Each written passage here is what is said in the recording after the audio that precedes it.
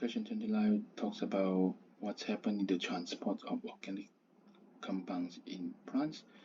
The organic compounds comes from the roots and up to the plant.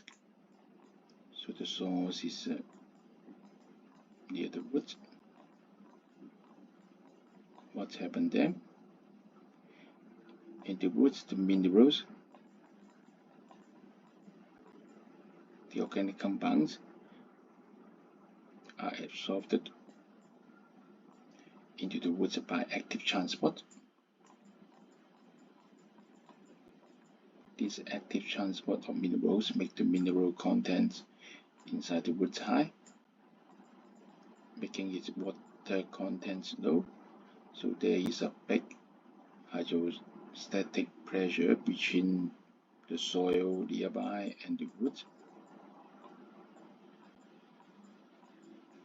So at the same time, water are drawn from the soil to the roots by osmosis.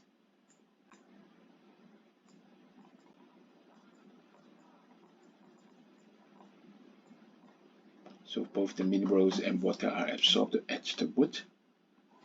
So the answer is A. High hydrostatic pressure is created at the source as the root. Thank you.